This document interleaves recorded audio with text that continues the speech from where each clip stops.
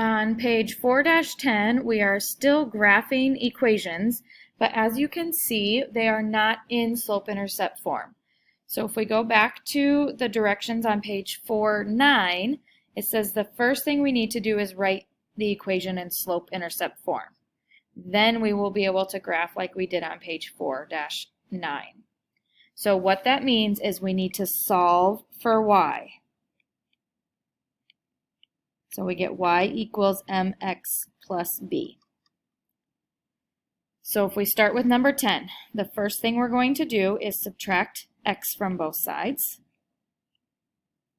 3y equals negative x minus 3. And again, you want to leave it in slope-intercept form, so you want your x to come first. Then divide each thing by 3.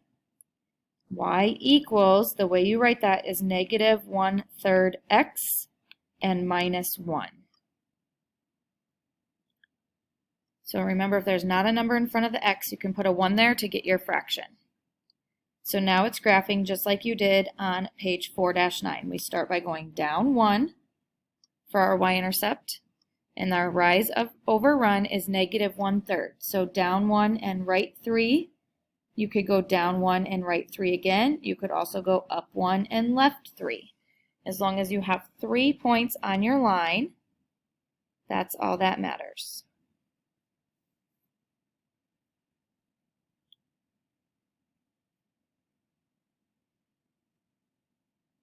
We'll do all the evens first. On number 12, first you would subtract 5x. So the nice thing is you always do the same thing. You get the x to the other side by adding or subtracting. So we have negative y equals negative 5x minus 3. We can't have a negative, so again that's like negative 1, so divide everything by negative 1. Y equals 5x plus 3. So when we graph, we start by going up 3 for our y-intercept, and then 5 over 1 for our slope. 1, 2, 3, 4, 5 over 1. Then you can also go down 5 and left 1. So make sure you have a positive 5 for your slope. And that's why we use a ruler, so that we get straight lines. For 14, first you would subtract 2x.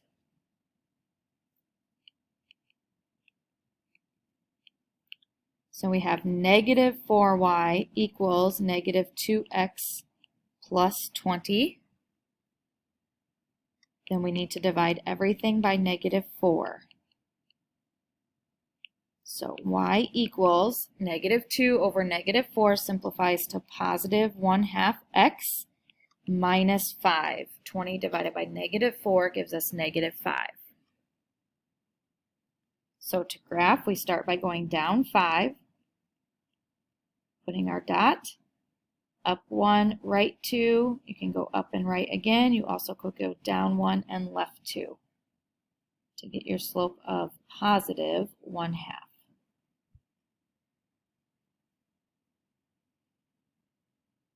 For 16, first we would subtract 10x.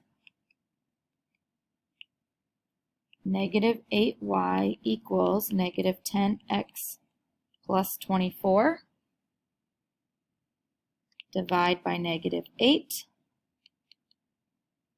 Y equals negative 10 over negative 8 simplifies to 5 over 4. 5/4 x.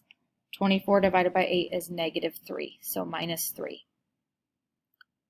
So when you graph, you go down 3, up 5, and right 4 for your slope.